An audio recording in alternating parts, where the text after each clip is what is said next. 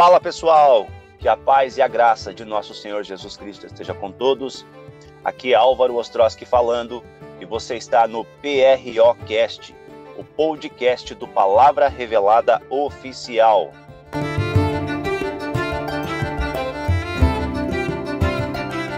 Pessoal, antes de iniciarmos a nossa conversa de hoje, por favor, não se esqueça de se inscrever neste canal para que o YouTube possa te notificar todas as vezes que nós publicarmos conteúdos aqui. Também, se você gostou deste conteúdo, dê o seu like. Se você não gostou, dê o seu dislike. E, por favor, comente. Comente se você gostou, comente os pontos que você gostou. E se você não gostou, também comente, nos dizendo o que você não gostou, para que assim a gente possa melhorar na transmissão e na preparação do conteúdo que nós estamos aqui oferecendo para vocês. Tá ok? O nosso conteúdo ele visa ser didático e também objetivo. Então, por favor, se você não entendeu, se teve alguma dificuldade ou se ficou alguma questão em aberto, por favor, deixe o seu comentário aí para que a gente possa te responder. E se você acha que esse conteúdo foi produtivo para você, foi bom para você, então compartilha com seus contatos, compartilha com seus amigos e vamos divulgar a santa palavra de Deus. Amém?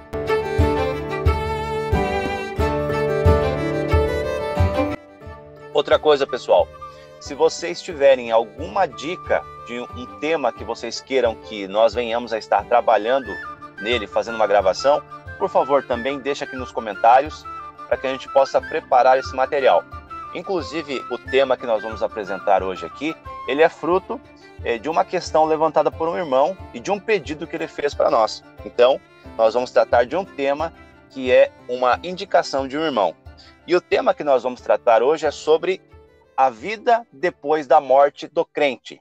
Ou seja, o que é que acontece com o crente depois que ele morre? E para nós tratarmos deste assunto, eu vou estar recebendo aqui mais uma vez o irmão Lucas Nunes. A paz do Senhor, Lucas. Paz do Senhor, Álvaro. A paz do Senhor a todos os nossos ouvintes. Amém. Então vamos lá, Lucas. Vamos para a nossa conversa. Vamos tentar ser claros, didáticos e objetivos aqui no nosso tema para que as pessoas possam entender com exatidão aquilo que nós vamos falar.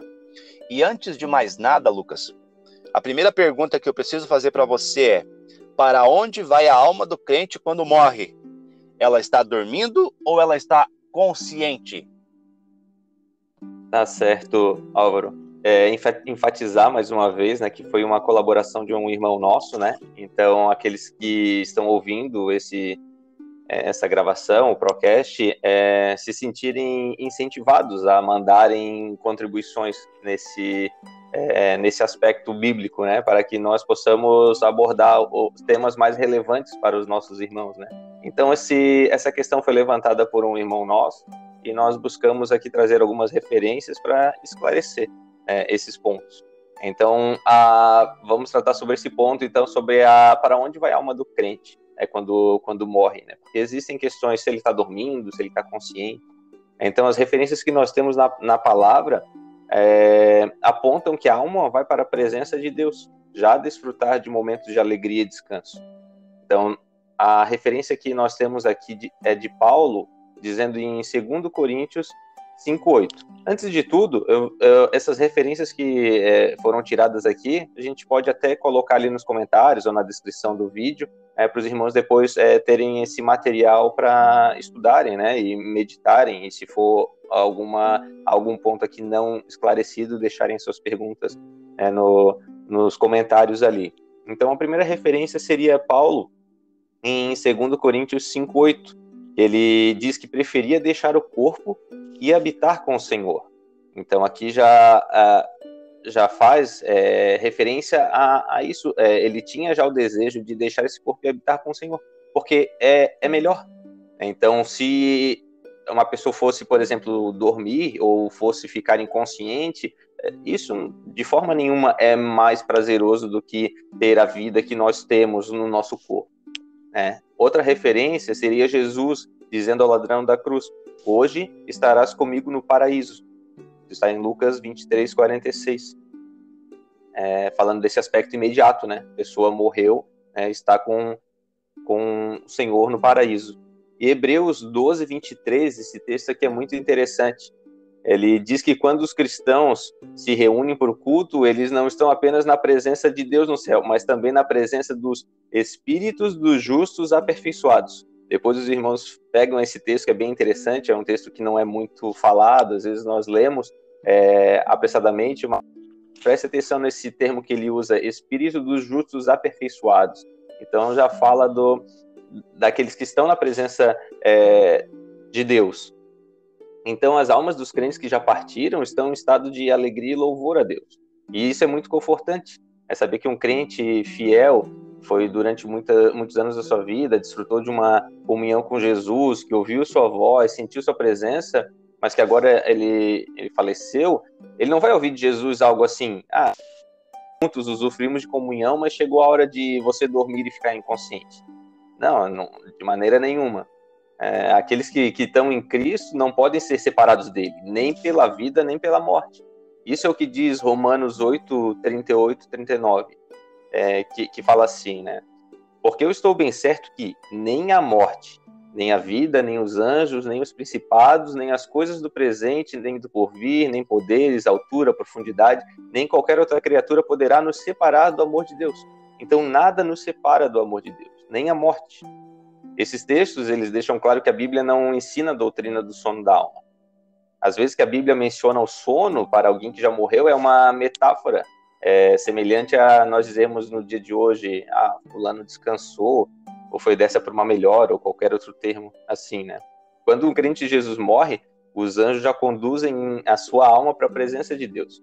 É isso que a gente vai ver na parábola do rico e de Lázaro, por exemplo, né? Em Lucas 16, 22.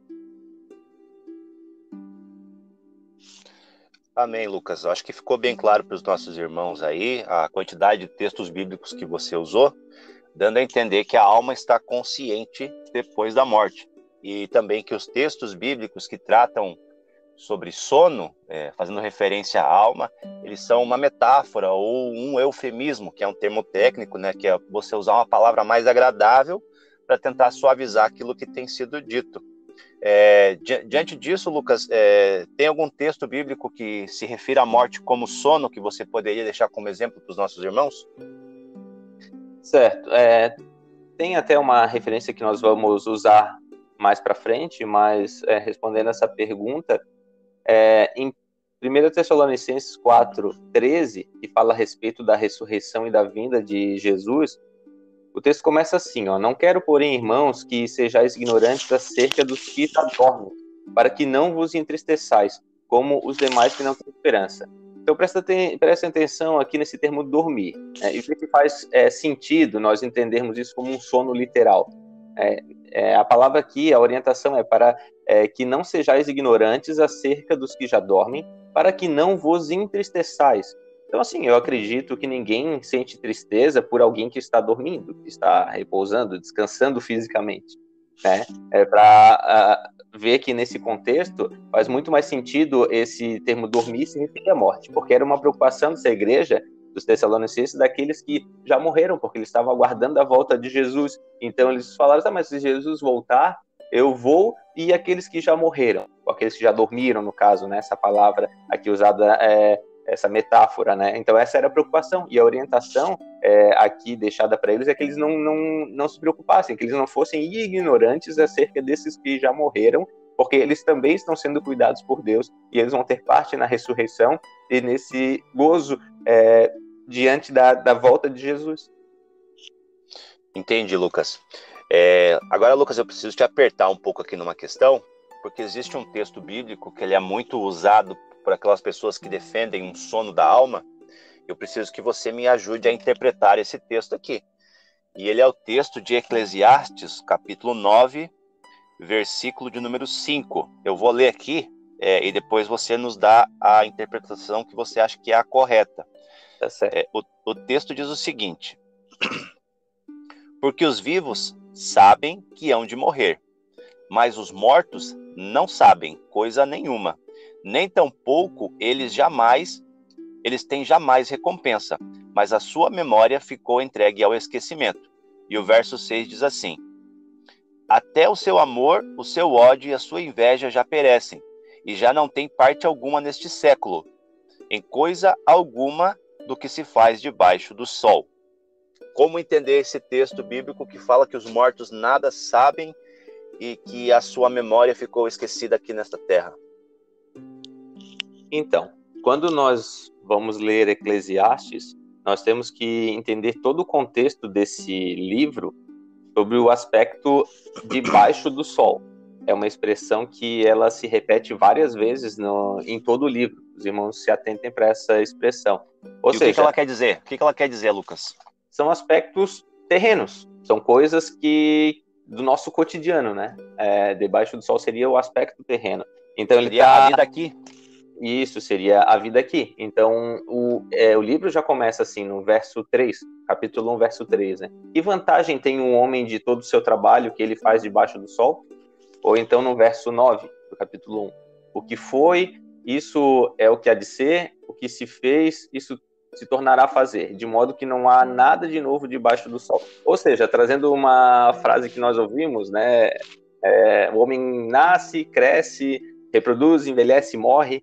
Então, esse é o ciclo da nossa vida aqui. Não há nada de novo. Né? A pessoa nasce, cresce e tem a sua vida contada, o seu tempo cronológico aqui contado e depois a pessoa morre. Então, é sobre esse aspecto debaixo do sol que Eclesiastes ele trata aqui. Entendi. Então, seria uma visão mais fenomenológica, uma visão do ponto de vista de quem está nessa terra observando as coisas.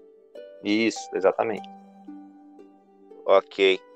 E até é interessante dizer que o Lucas citou muitos e muitos textos que mostram que a alma está consciente em algum lugar, na presença do Senhor Jesus Cristo. Então, nós precisamos harmonizar o texto de Eclesiastes com esses outros textos, porque nós sabemos que a Bíblia não se contradiz, ela não entra em conflito consigo mesma. Então, nós precisamos fazer uma boa interpretação do texto para poder aplicá-lo corretamente. Então, por favor, meus irmãos, o livro de Eclesiastes está pegando a posição de uma pessoa que está aqui na Terra observando as coisas. E quando a pessoa está aqui na Terra observando as coisas, ela vê que tudo tem um fim aqui nessa vida. Mas, quando nós olhamos para uma visão geral das Escrituras, nós vemos que as Escrituras nos apresentam uma visão celestial das coisas também. Tô certo, Lucas? Álvaro, isso é interessante também nós entendermos que a Bíblia ela tem uma revelação progressiva. Então, muitas coisas que ainda eram mistérios ou eram desconhecidas para os primeiros servos de Deus, né? Muitas delas foram se revelando no passar do tempo, né? Então, o Novo Testamento ele explica muitas questões do Velho, né? Então, no Novo Testamento nós temos vários textos claros a respeito de para onde vai a alma, né? Então, se houver algum texto mais difícil do Velho Testamento, nós procuramos entender ele à luz do Novo Testamento. Amém, amém. Ok, Lucas, então vamos continuar aqui e eu tenho uma outra pergunta para fazer para ti, que é a seguinte: nós vamos nos reconhecer no céu? Eu vou saber quem é você, você vai saber quem sou eu, vou saber quem são as outras pessoas. Como será essa vida no céu? A Bíblia apresenta algum ponto em relação a isso? Sim, então a nossa identidade ela é preservada sim. Em Lucas 20:38, Jesus faz referência a Abraão, Isaac e Jacó, e ele diz que Deus não é Deus dos mortos, e sim dos vivos. Então, vamos reparar aqui nessa referência. Abraão, Isaac e Jacó, eles possuíam seus corpos sepultados. Eles não estavam ressuscitados, né? Quando Jesus mencionou isso. E ele falou, Deus não é Deus dos mortos. Então, Abraão, Isaac e Jacó, eles estão vivos e possuem identidade própria, porque eles são identificados pelos seus nomes. Então, é um erro a gente pensar que nós não vamos nos reconhecer no céu. Em outra referência, em Mateus 8:11, diz que muitos virão do Oriente e do Ocidente e tomarão lugares à mesa com Abraão, Isaac e Jacó no reino dos céus. Mais uma referência clara, fazendo menção do nome dessas pessoas que até hoje os seus corpos estão sepultados. Né? Então, mas a identidade deles está preservada. Amém. E Lucas, com relação ao nosso corpo físico aqui, o que vai acontecer no final? Qual vai ser o destino final do nosso corpo? Ele vai simplesmente virar pó e deixar de existir? Deus reservou alguma coisa para essa parte material do ser humano? Então, essa questão é bem importante, porque a gente costuma ouvir um termo, né? A sua alma é eterna. Tudo certo, mas é um entendimento limitado. A palavra, o evangelho, tem uma notícia melhor ainda, que o corpo também, não é só a alma. Esse entendimento é muito limitado, dizer a sua alma é eterna, mas o nosso corpo também. Então, o crente que já partiu para o Senhor, ele aguarda a ressurreição do corpo. Então, embora Abraão, Isaac e Jacó sejam chamados pelo nome, e estejam em estado de alegria, descanso e louvor a Deus, esse não é o estágio final da sua vida. A Bíblia diz que os mortos, que o corpo dos mortos, ele vai ressuscitar. Aqueles que morreram crendo em Jesus terão seus corpos ressuscitados no momento que Jesus voltar. E esse fato é detalhado em 1 Tessalonicenses 4,13, que nós já mencionamos anteriormente, mas é um texto bem importante de nós gravarmos e deixarmos referenciados, porque existe uma orientação nesse texto para nós agirmos para com aqueles que estão tristes pela morte de algum irmão ou de algum ente querido. Então esse texto ele fala assim: irmãos, não queremos que vocês ignorem a verdade a respeito dos que dormem. Então a gente já deixou claro que esse dormir aqui é referente à morte, né? Então, não quero que vocês ignorem a verdade a respeito dos que já dormem, para que não fiquem tristes como os demais que não têm esperança. Pois se cremos que Jesus morreu e ressuscitou, assim também Deus, mediante Jesus, trará na companhia dele os que dormem. E pela palavra do Senhor ainda lhes declaramos o seguinte: nós, os vivos, os que ficarmos até a vinda do Senhor, de modo nenhum precederemos os que dormem. Porque o Senhor mesmo, dada a sua palavra de ordem, ouvida a voz do arcanjo e ressoada a trombeta de Deus, descerá dos céus, e os mortos em Cristo ressuscitarão primeiro. Então, esse texto nós deixamos essa ênfase: os mortos em Cristo ressuscitarão primeiro. Depois nós, os vivos, os que ficarmos, seremos arrebatados juntamente com eles, entre nuvens, para o encontro com o Senhor nos ares, e assim estaremos para sempre com o Senhor. Portanto, aqui uma orientação: consolem uns aos outros com essas palavras. Então é interessante a gente perceber nesse texto que é uma ordem do Senhor para que nos consolemos uns aos outros quanto aos que já morreram.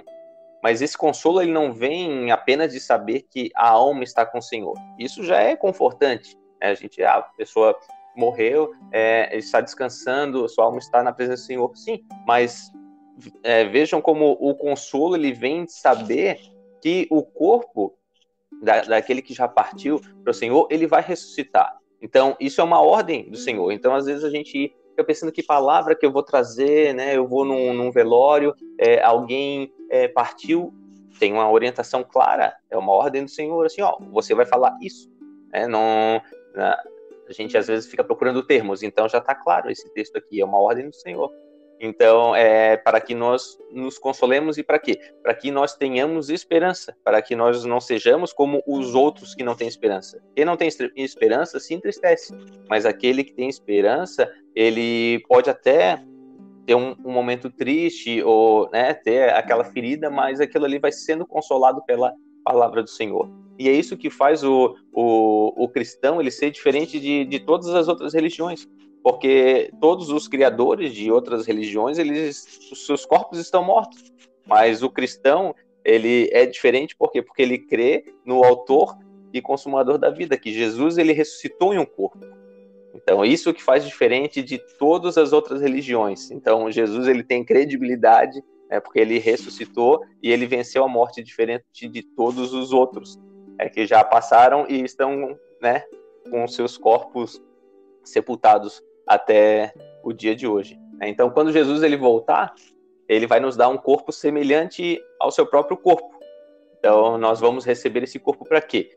Para sermos julgados no dia do juízo final, conforme está escrito em Apocalipse 20, 11 e 12. Vou ler essa referência para os irmãos também. Então, o que diz Apocalipse 20, verso 1 e 2? verso 11 e 12. Perdão, Apocalipse 20, 11 e 12.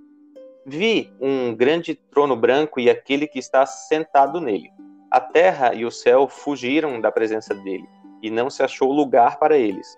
Vi também os mortos, os grandes e os pequenos, que estavam em pé diante do trono. Então foram abertos livros. Ainda outro livro, o livro da vida, foi aberto. E os mortos foram julgados, segundo as suas obras, conforme o que estava escrito nos livros. Então, aqui está falando do juízo final. Então, para um julgamento ele ser justo, ele deve ser conduzido por um juiz justo e que seja pautado na verdade, comprovado através de provas concretas. Então, todas as nossas obras vão estar escritas no livro de Deus, e no dia do julgamento ele vai nos lembrar de todas elas. Por isso é um erro imaginar que não lembraremos de nada. Talvez esse pensamento ele possa vir de um texto que está em Isaías, outra referência aqui que nós buscamos, Isaías 65:17, que diz assim, ó: Pois eis que eu crio novos céus e nova terra, e não haverá lembrança das coisas passadas, jamais haverá memória delas. Como a gente sempre enfatiza, né, procurar entender a Bíblia no seu contexto.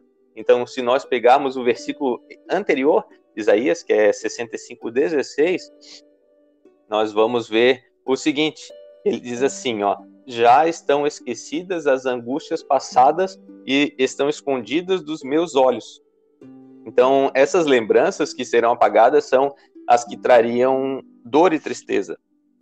Mas de forma nenhuma a gente vai ter todas as nossas lembranças apagadas, né, quando nós tivermos o nosso novo corpo, né? Então, a questão aqui final seria como que vai ser esse corpo? Então, a referência que nós temos é de Jesus, aquele que a primícia, né? Aquele que ressuscitou em um corpo. Então, embora Jesus ele tenha aparecido aos discípulos num corpo ressurreto, e ele se alimentou junto aos discípulos, né? Ele foi tocado pelos discípulos. Na primeira de João 3:2, ele diz: Ainda não se manifestou o que havemos de ser. Sabemos que quando ele se manifestar, seremos semelhantes a ele. Então, essa questão ainda envolve coisas que não nos foram reveladas. Exatamente como vai ser o nosso corpo, a Bíblia não fala. Ela nos dá alguns indicativos dizendo que nós vamos ser semelhantes a Jesus em como ele é, né? Mas ainda não nos foi manifesto, né? Não se manifestou o que havemos de ser. Então nós temos indicativos, né? Jesus ele se alimentou, ele foi tocado, né? O corpo dele não era um corpo só espiritual, porque quando ele apareceu aos discípulos ele falou assim, vejam que o espírito não tem carne e osso, né? Então existem essas referências, mas não de uma forma totalmente clara para a gente saber exatamente como vai ser esse corpo glorificado.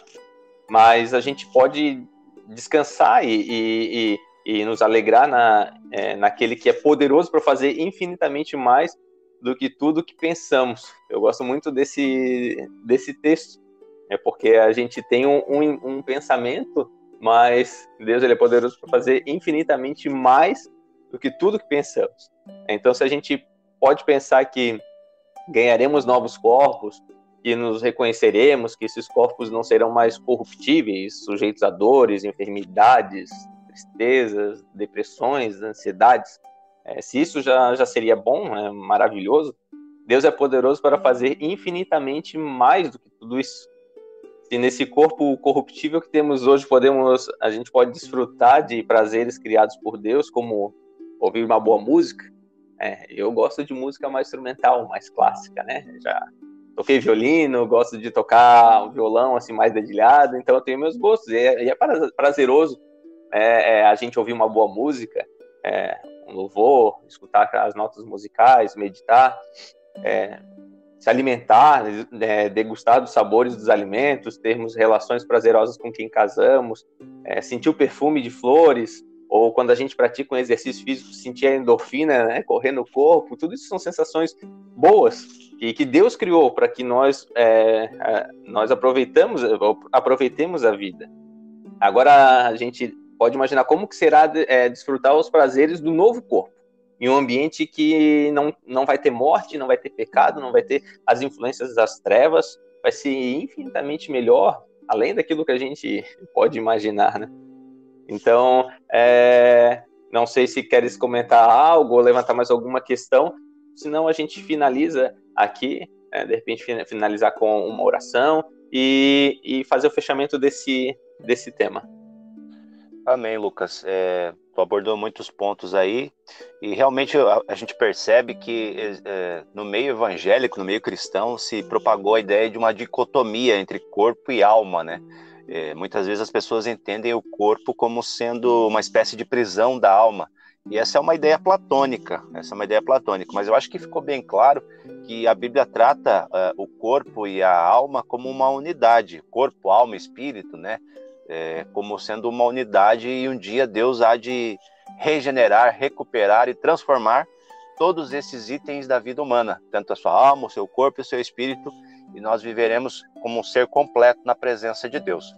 Lucas, a gente não entrou no assunto, até porque nosso foco é falar sobre a vida do crente que morre em Cristo, mas as pessoas que não são crentes em Cristo e que morreram, elas também estão conscientes, e elas estariam em que tipo de lugar?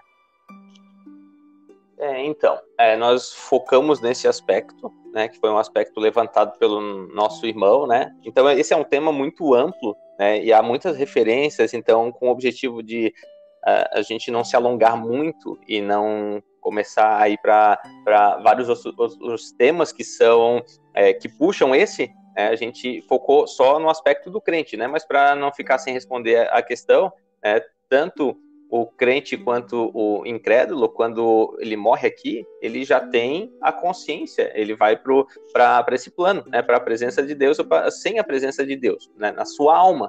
Né, mas então a alma do crente, ele já está desfrutando de alegrias, de prazeres na presença de Deus, e a alma daquele que rejeitou o projeto de salvação já está no tormento, só que não é ainda o juízo final. É por isso que fala, né, o dano da segunda morte, ou seja, o incrédulo ele também vai ressuscitar, ele vai ter um novo corpo para receber a punição eterna ali. Né? Então, de uma forma sucinta, seria isso. Né? Nosso aspecto aqui é mais focar no crente, mas o incrédulo também ele tem a eternidade nele, do aspecto da alma e do corpo também, que é tratado em Apocalipse, que fala da ressurreição também dos incrédulos.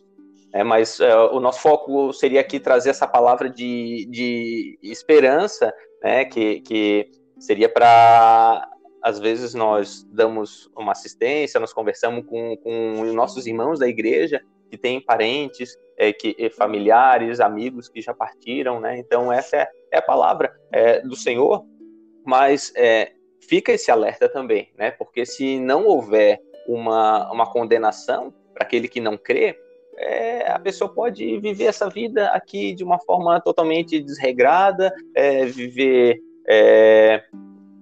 na sua infidelidade, na sua incredulidade, no seu pecado, e saber que daqui a 70, 80, 90 anos aquilo ali acabou e pronto, se findou a sua história. Não, existe uma penalidade por aquele que rejeitar o projeto de salvação. Por quê? Porque aquele que rejeita, ele está rejeitando, ele está fazendo de Deus um mentiroso. Então, se a palavra é verdade e é pregada a palavra, e a pessoa rejeita, o que ela está dizendo, mesmo que indiretamente? Ela diz assim, eu não creio nisso. Né? Se eu não estou dando crédito a essa pregação, ela está fazendo de Deus um mentiroso. Por quê? Porque Deus, Jesus, ele deu o que ele tinha de melhor, e a pessoa está rejeitando aquilo. Né? Então, se Deus ele já executou o juízo em Jesus, já puniu todo o pecado, e a pessoa está rejeitando aquilo, agora imagina qual vai ser o tamanho da punição que uma pessoa ela vai sofrer por ter rejeitado já esse ato de amor e justiça que Deus proporcionou para todos nós. Né? Que foi Jesus, ele receber a punição de todos os pecados de todas as pessoas naquela cruz. Ele já sofreu tudo. E agora uma pessoa vai fazer a opção por rejeitar isso e vai ter essa condenação no seu corpo. Não é só a alma que vai ficar sofrendo. Vai ter uma ressurreição do seu corpo para ela receber a pena por completo, na alma e no corpo. Mas não é para amedrontar, mas esse é o evangelho.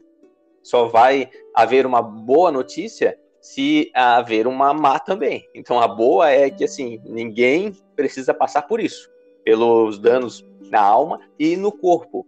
A boa notícia é que já houve alguém que recebeu todos esses danos, que foi Jesus. E se nós estivermos nele, não há mais nenhuma condenação para aqueles que está em Cristo Jesus. Então essa é a boa notícia para aquele que está ouvindo. Se ainda não creu em Jesus, hoje pode ser o momento de você aceitar Jesus como Salvador da sua vida, de confessar os seus pecados, se arrepender deles e confiar nele, em Jesus, para a sua salvação. Que em nós não há mérito nenhum, mas ele já fez tudo, e tudo que ele fez foi perfeito, ele cumpriu todas as exigências de Deus, e se você estiver nele, se eu estiver nele, pela fé, nós teremos a nossa salvação garantida.